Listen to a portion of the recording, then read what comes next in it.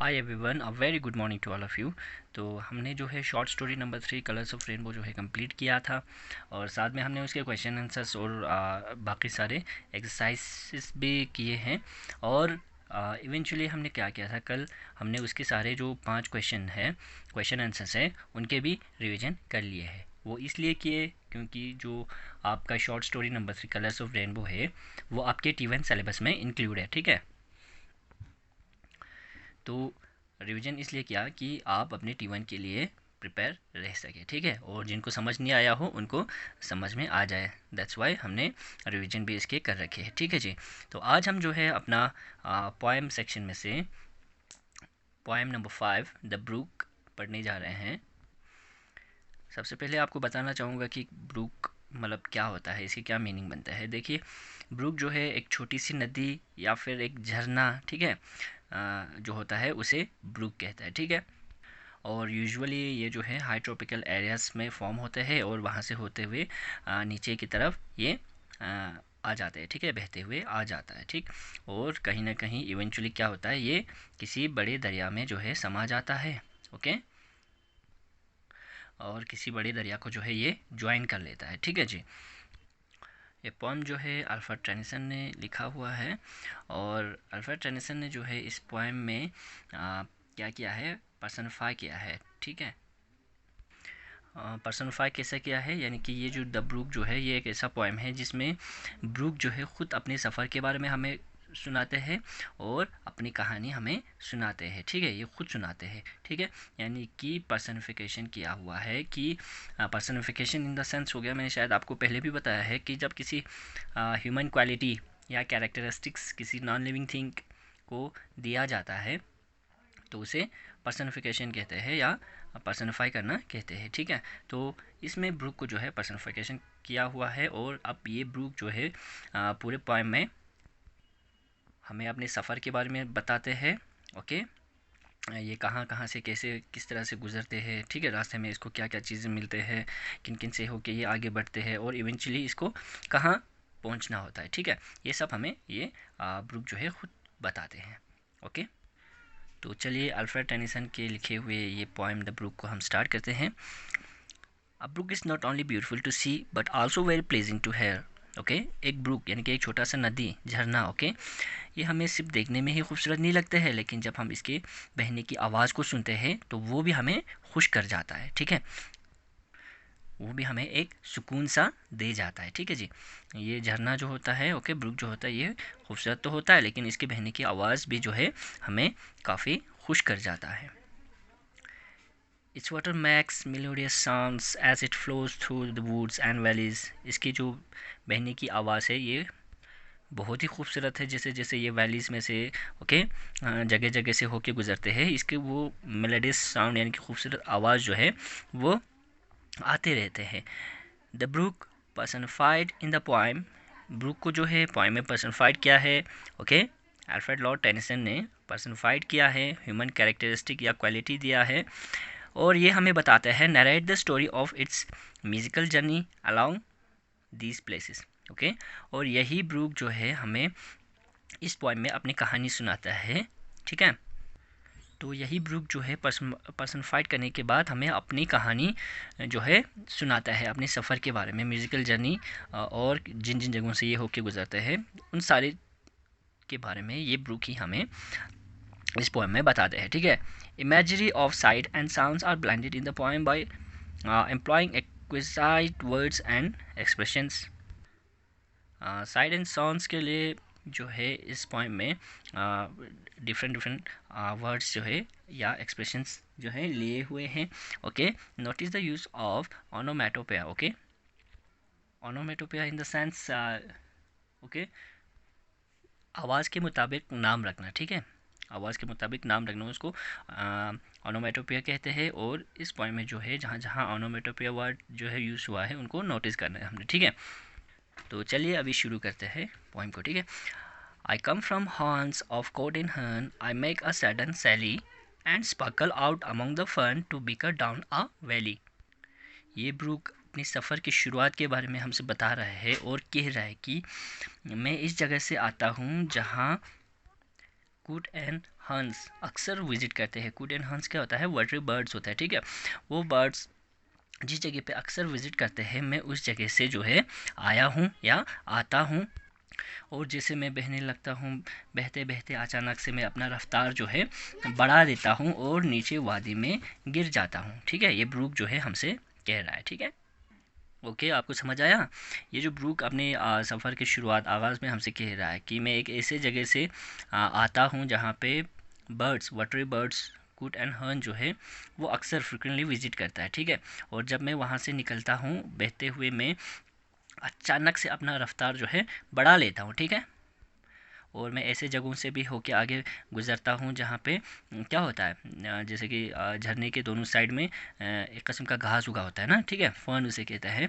वहाँ से भी मैं उन चमकते हुए घास के बीच में से होके मैं आगे गुज़रता हूँ और आखिर में क्या करता हूँ, अपना स्पीड थोड़ा सा बढ़ा के मैं नीचे जो है वैली में जा गिरता हूँ, ठीक है। By 30 hills, I hurry down or slip between the ridges.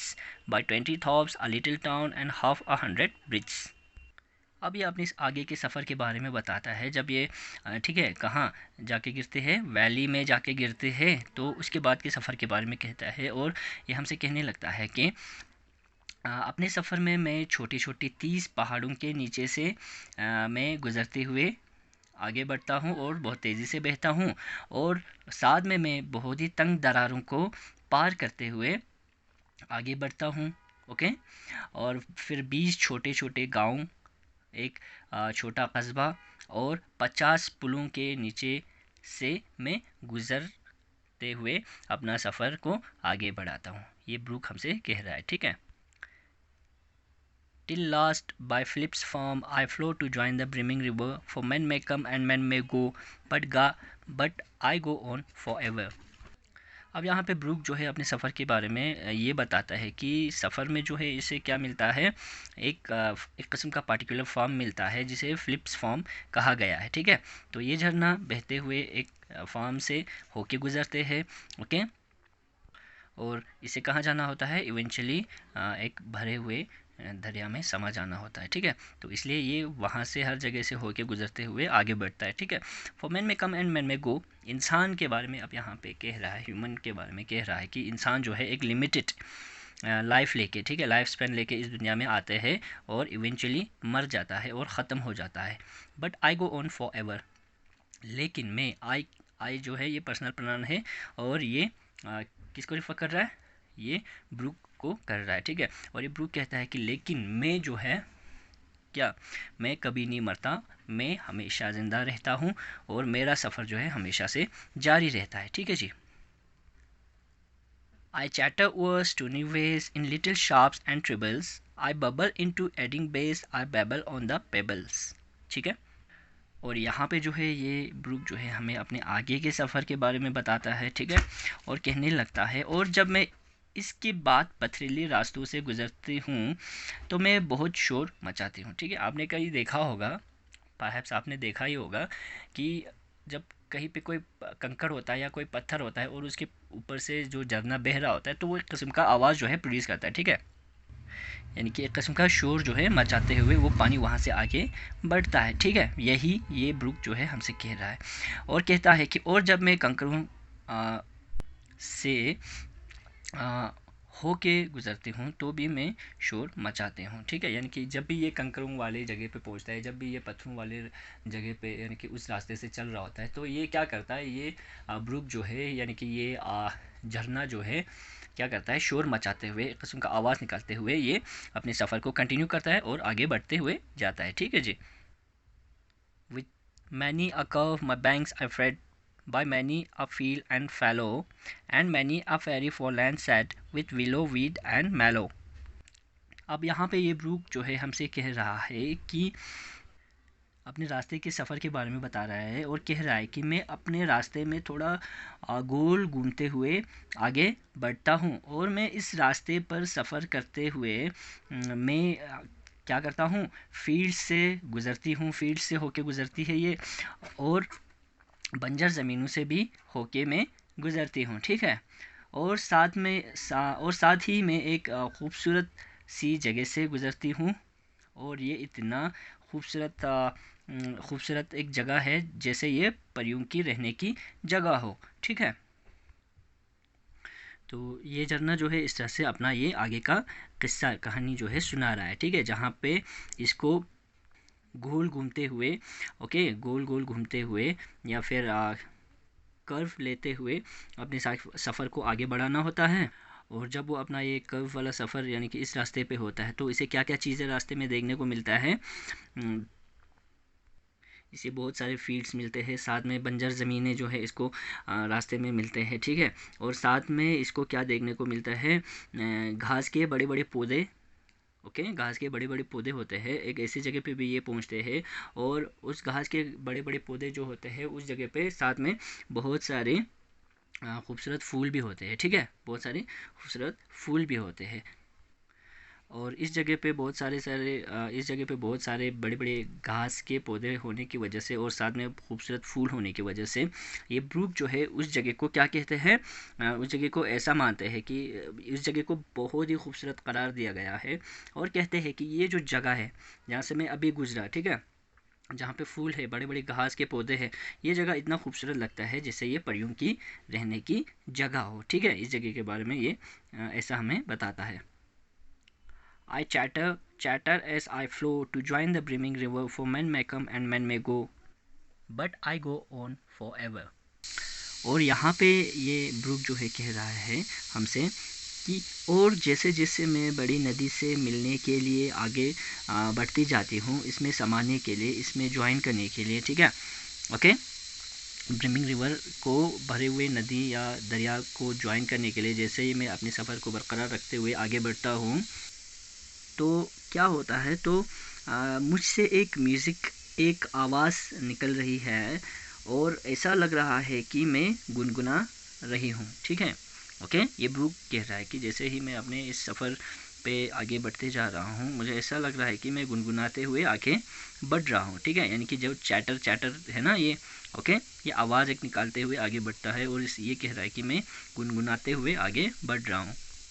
और इसके बाद ये फिर यही रिपीट करता है, फॉर मैन में कम एंड मैन में go but I go on for ever. ठीक है, अब यहाँ पे ये फिर से यही रिपीट करता है कि इंसान, ह्यूमन जो है इस दुनिया में एक लिमिटेड लाइफ स्पैन लेके आते हैं। ठीक है, अपना एक लिमिटेड लाइफ ज़िंदगी जी के यहाँ से मर जाते हैं, ख़त्म हो जाता है इस दुनिया से, लेकिन मैं कभी ख़त्म नहीं होता हूँ और मेरा सफ़र जो है हमेशा हमेशा जो है कंटिन्यू रहता है। ठीक है, तो आज के लिए हम यहीं तक रखेंगे, कल हम यहाँ से आगे कंटिन्यू करेंगे। ठीक है, तो इसमें जो हमने बिकर पढ़ा था, बिकर, ओके, इसका मीनिंग होता है शोर मचाना।